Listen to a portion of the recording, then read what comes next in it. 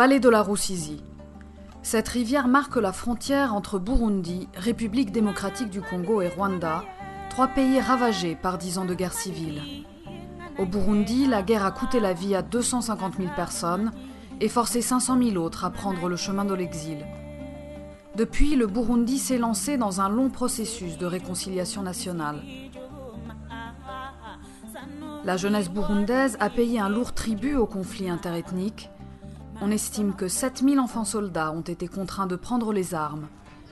Depuis 2005, plus de 3000 d'entre eux ont été réintégrés dans la société.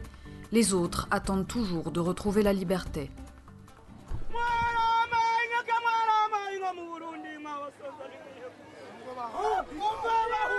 Mais un autre avenir est possible. Après 2 ans de travail, les ministères de la Jeunesse et des Sports burundais et de République démocratique du Congo ont réussi à organiser main dans la main les tout premiers Jeux de l'amitié. Un exploit rendu possible par l'engagement des fédérations nationales, des comités olympiques et grâce aussi au soutien de Peace and Sport. Le 16 octobre dernier, 500 jeunes de 9 à 15 ans, habitant de part et d'autre de la frontière, se sont retrouvés à Rugombo, dans la province de Cibitoke, pour une journée de compétition amicale. Le coup d'envoi a été donné par Venuste Nyongabo, l'idole des jeunes de la région, l'un des plus grands coureurs de fond de tous les temps. J'ai quitté mon pays en 92, quand le Burundi commençait à avoir la guerre. J'ai quitté le pays, j'ai quitté ma famille, mais j'ai eu beaucoup de détermination et sacrifice. C'est très important quand quelqu'un dans la vie, il fait ce qu'il aime. Des dizaines de compétitions d'athlétisme et de football se sont déroulées toute la journée. Des rencontres amicales, certes, mais porteuses d'un message important.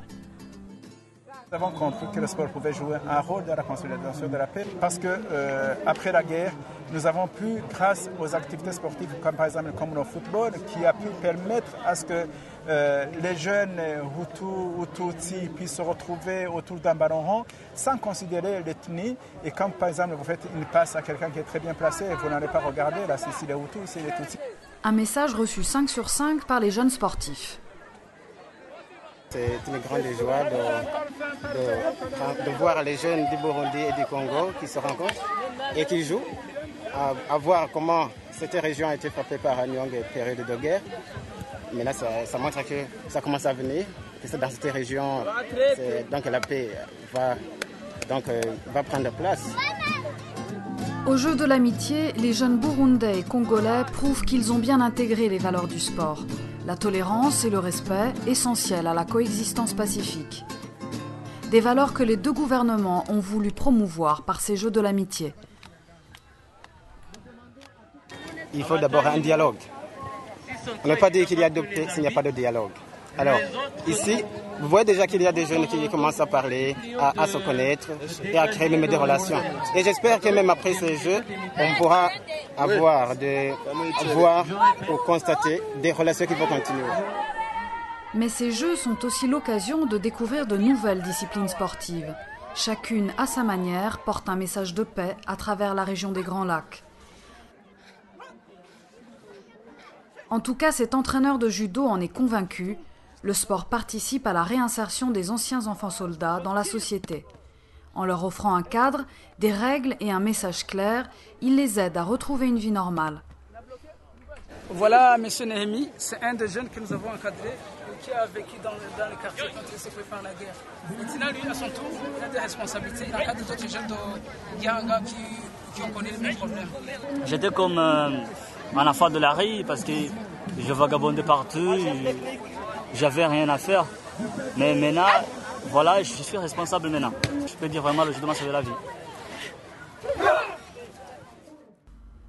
Sauver une vie, préparer l'avenir, c'est aussi lutter contre un autre fléau de la région, le sida. Les Jeux de l'amitié ont été l'occasion de lancer une grande campagne d'information et de dépistage auprès des jeunes. Cette journée est un jour de fête. Pour finir en beauté, Venuste Nyongabo a entraîné tous les jeunes sportifs burundais et congolais dans une grande course de la paix.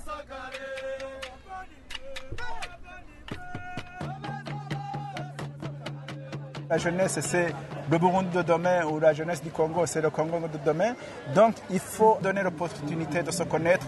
Et quand ils arriveront au pouvoir en se connaissant, c'est sûr qu'ils prendront de bonnes décisions pour renforcer la paix dans notre pays. Le sport comme instrument de réconciliation interethnique, de part et d'autre de la frontière, Burundais et Congolais veulent enfin y croire.